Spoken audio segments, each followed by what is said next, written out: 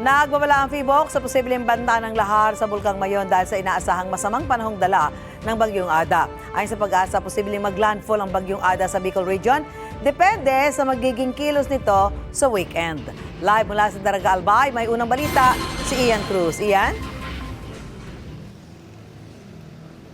Yes, Susan, ngayong araw nga hanggang bukas inaasahan ng malakas sa pag-ulan dito sa Albay dahil nga sa paglapit ng Bagyong Ada. Pero sa mga sandali ito, Susan, mahinang ambon at makulimlim na panahon lamang at banayad na bugso ng hangin ang ating nararamdaman dito sa Albay. Pero hanggang kagabi, Susan, ay patuloy nga sa paglikas ang ating mga kabayan sa bayan ng Ginubatan.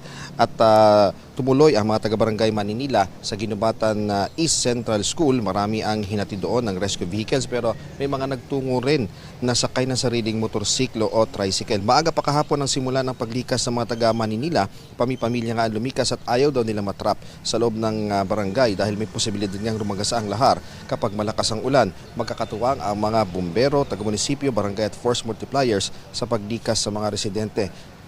Napapagitnaan ng Maninila at Masarawag Galis ang barangay at kapag tumindi nga ang pag-ulan ay maaring malubog at masira ang daanan. Sa barangay Masarawag naman, Susan, unang inilikas ang mga nakatira sa inaabot ng lahar na portion ng Ginubatan Mayon Road. Ayon kay Mayor Ann Onghoko ng Ginubatan, sa inisyal na bilang ay nasa 707 families o 1,773 individuals ang lumikas hanggang kagabi. Nakapailalim na sa wind signal number 1 ang buong Albay kung saan patuloy pa rin ang pag-aalboroto nga ng Bulkang Mayon na nasa alert level 3 pa rin. Ngayong umaga, naglabas din ng lahar advisory ang PHIVOLCS kaugnay ng pagdating ng Bagyong Ada na inaasahan daw na magdadala ng heavy to intense rainfall. Ito raw ang maaring mag-trigger ng volcanic sediment flows o lahar at muddy stream flows sa drainage areas ng bulkan.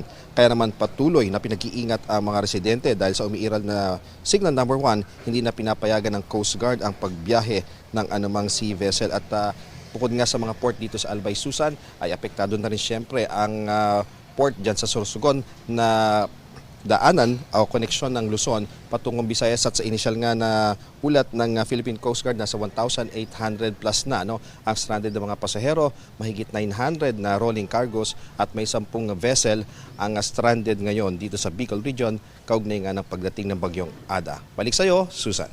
Maraming salamat, Ian Cruz mula po sa Albay. Gusto mo bang mauna sa mga balita?